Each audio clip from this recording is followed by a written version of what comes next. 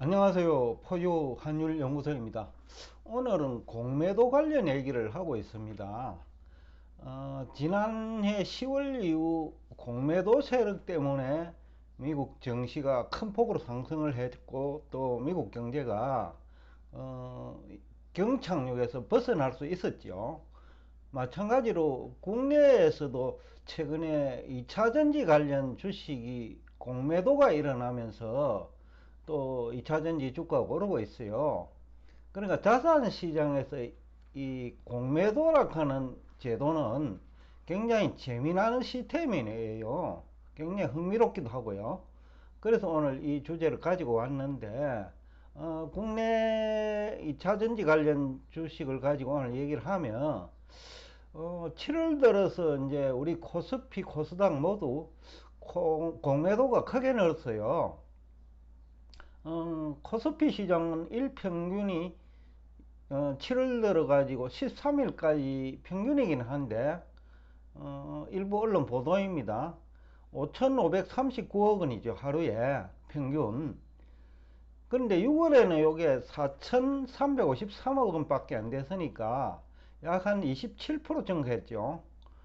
코스닥도 6월 대비 약 한 22% 증가했어요. 코스닥 시장에서는 에코프로와 에코프로 BM, 즉 에코프로 형제인데, 이 공매도 금액이 1, 2위와 2위를 차지했어요. 코스피 시장에서는 1위가 LG 에너지 솔루션 9,131억 원이 7월 13일 기준으로 공매도 잔액입니다. 에코프로가 자본금 규모는 LG 에너지 솔루션과 비교할 수 없을 정도로 작은데도 공매도 규모는 7,413억 원이고, 에코프로 BM하고 합치면 LG 에너지 솔루션보다 훨씬 더 커요, 공매도 잔액이.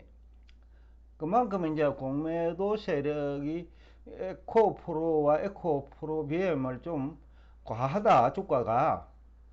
그렇게 생각하는 것 같아요. 금량도 뭐 영업 실적이 안 좋고 이래가지고 한번 이게 문제 있는 주식 같다라는 얘기도 했는데, 958억 원 정도의 공매도가 있고, 포스코 인터내셔널도 1112억 원 정도 공매도가 지난 7월 13일 기준이긴 한데 증가했어요. 그런데 이 공매도 대상 종목들이 주가도 많이 올랐어요. 6월 30일만 하더라도 LN서울이 55만 3천 원인데 7월 18일에는 55만 2천 원이니까, LN서울은 워낙 자본금이 커서 아마 무거우니까 공매도에도 불구하고 주가가 행보하고 있고, 그 다음에 에코프로는 같은 기간 거의 6월 30일 이후입니다. 7월 18일까지인데 공매도 잔액은 7월 13일까지고요. 주가가 많이 올랐어요. 약 한 2, 30% 올랐거든요. 에코비엠도 뭐 약 24만 9천에서 30, 이것도 한 20% 올랐고, 금량은 최근 일주일 동안에 많이 올랐어요. 1, 2주일 동안에. 공매도 잔액이 증가하면서 오히려 주가가 상승하는 이런 케이스인데, 그래서 제가 앞에서 흥미롭다는 이 표현을 했는데, 공매도라 하는 이 제도 자체가 이걸 해석하기에 따라서 공매도 세력이 오히려 주가를 올리는 전략이 될 수 있거든요. 쉽게 하면 지금 공매도 세력이 짓는데, 통계만 보면, 왜냐면 주가가 올랐으니까요. 공매도 이후에 통계만 보면 공매도 세력이 졌어요. 그래서 제가 오늘 이것을 젓는 것일까 아니면 져주고 있는 것일까, 이 표현을 가지고 좀 흥미롭다고 제가 얘기를 했어요.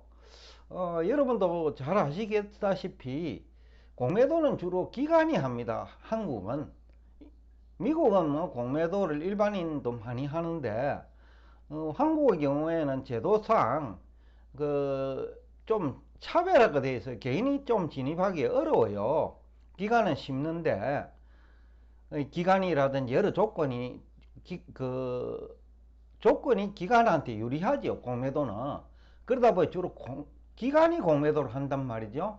그래서 제가 이제 이게 질고 있는 걸까, 져주는 걸까, 이 얘기를 왜 하느냐 하면, 기관들이 예를 들어서 에코프로와 에코프로비엠을 가지고 있는 기관이 많을 거예요.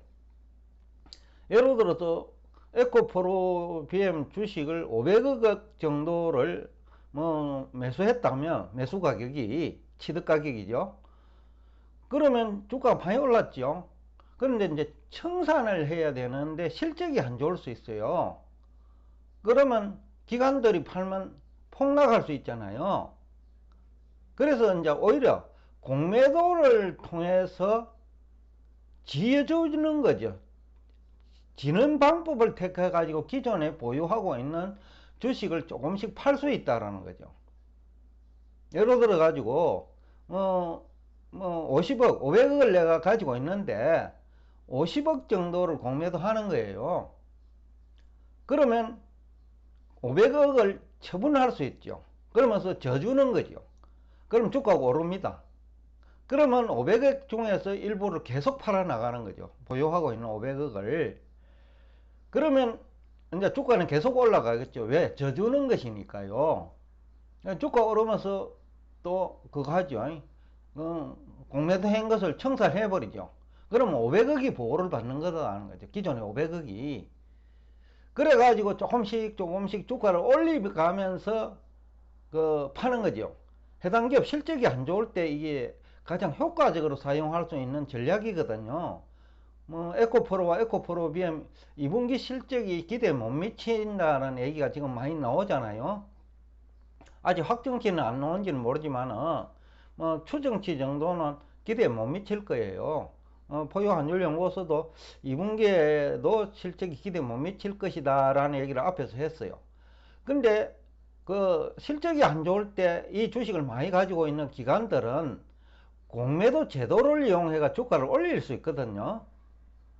그래가지고 지금 100만원부터 150만원 사이에 걸쳐서 기존에 가지고 있는 500억을 매도를 하기 위해서 공매도를 50억씩 해가지고 지는 거예요. 그리고 가지고 있는 거는 비싸게 팔고, 그러면 이제 150만원 정도 되면 에코프로 잔액이 그 기관들이 거의 없겠죠. 그때 본격적으로 공매도를 할 수 있다라는 거죠. 그래서 제가 이게 지는 걸까, 져주고 있는 것일까, 결국 전략이 될 수 있다는 거죠. 한국의 제도상 공매도는 기관한테 유리하거든요. 개인한테 불리하고. 그러면 개미들은 올라가면 좋다고 계속해서 추격 매수도 하고 물타기도 하겠죠. 좀 더 사고 좀 더 사고. 근데 150만원에 가면 빚내 가지고 샀거나 아니면 계속해서 물량까지 늘었는데 기관들이 이제 그때는 자기들이 500억 보유하고 있는 물량은 대부분 처분을 했어요. 그때까지. 저 얘기는 일종 시나리오입니다. 그럴 때 이제 공매도가 본격화 된다는 거죠. 거품을 극대화시키는 전략이죠. 그래 놓고 공매도를 하면 개미들은 그때는 안 들어오거든요. 또 돈도 모자라요. 왜냐하면 지금보다 50% 비싼 주식가에서 그 에너지 공급을 받기가 힘든단 말이죠. 그래서 이 기관들이 거품 발생을 오히려 유도하는 거죠. 공매도를 하기 위해서, 본격적인 공매도를 하기 위해서죠. 초반에는 가지고 있는 그 물량을 처분하기 위해서 공매도 금액을 작게 해가지고 오히려 올려버리는 거죠. 지는 척 하는 거죠. 그래서 이제 장중에 져주는 거죠. 그러면 그 기존에 보유가 있는 약 500억 그 보유 물량을 처분할 수가 있죠. 그런 식으로 해가 주가를 계속 올리는 전략이 될 수 있다는 거죠. 금양도 마찬가지고요. 어제 우리 대표님하고도 얘기를 했는데 우리 대표님 주위의 사람들이 금량을 많이 가지고 있는 것 같아요. 우리 대표님은 일주도 안 가지고 있어요. 왜냐하면 영업이익이 안 나는 회사는 그 강상 개발 중에 망할 수 있거든요. 주가 올랐다고 뭐 자기 지분을 줄일 수는 있겠죠. 그래갖고 계약금은 줄 수 있겠죠. 그렇지만 계속해서 돈이 필요하단 말이요. 그럼 주지분을 자꾸 줄이면 그 대주주 자격 상실하면서 회사 뺏기는 거죠. 진짜 좋으면. 그런 시나리오도 우리가 한번 생각해 볼 수 있다. 뭐 유상증자 등을 통해서 또 자금 조달을 할 수 있겠지만은 또 그때 되면 물량이 많으니까 또 주가 빠질 거고 뭐 여러 가지 측면에서 몽골 또 정부하고도 한번 생각을 해봐야 되고 몽골은 대부분 공기업이거든요. 광산이. 그러면 빚을 내 갖고 진짜 금도 나오고 리튬도 많이 생산되고 매장이 많으면 정부 조직이니까 중국 등에서 돈을 빌려 가지고 생산하면 더 큰 이익이잖아요. 그런데 금량을 끌어들일 필요가 없는 거죠. 그런 측면에서 우리가 한번 봐야 된다는 거죠. 여하튼 지금 전개되고 있는 공매도 세력과 뭐 매수 세력 간의 뭐 전쟁인데 뭐 단기적으로는 승리하고 있죠. 매수 세력이. 그런데 그 승리한 것인지 아니면 공매도 세력이 기간이라면 초반에는 져주는 전략으로 가지고 간다. 그래 가지고 공매도는 150만원 정도 갔을 때 적극적으로 매도 물량을 늘릴 거다. 그 이전에는 가지고 있는 기존 보유 주식을 청산하기 위해서 공매도로 하고 있는 것은 아닐까 라는 의문을 제기해 보는 것도 우리가 리스크 관리 차원에서 크게 도움이 될 거다. 제가 확신하는 것은 결국은 공매도 세력이 이길 것이다. 왜? 그 기업 실적이 받쳐주지 못하기 때문입니다. 뭐 2차전지 같은 경우에는 뭐 진입장벽이 낮아요. 뭐 최근에는 뭐 KG까지도 그 2차전지에 뛰어든다는 얘기까지도 있거든요. KG그룹도. 그러니까 이게 진입장벽이 낮다라는 거예요. 또 자동차 회사들도 뭐 2차전지 직접 만들 수 있고 또 지금 2차전지가 아직까지는 전고체로 갈지 아니면 지금과 같은 2차전지를 만들지 그것도 아직 표준화도 되어 있지 않아요. 그러니까 여러 가지 뭐 악재까지 뭐 잠재적인 악재를 하면 잠재적인 악재인데 그런 것까지 다 감안을 해야 되기 때문에 장기적으로는 저는 공매도 세력이 이긴다고 보는 거예요. 그리고 현재 주가는 고평가 상태고 영업 실적도 지금 현재 주가를 설명하지 못해요. 이 현재 주가는 뭐 앞에서도 얘기했지만은 KG 케미칼이 만약에 2차전지에 들어간다면 그보다도 더 못하죠. 영업 실적이. 그럼에도 불구하고 주가는 뭐 몇 배냐 하면 약 한 30배 넘거든요. 5만원에 한 20배 넘네요.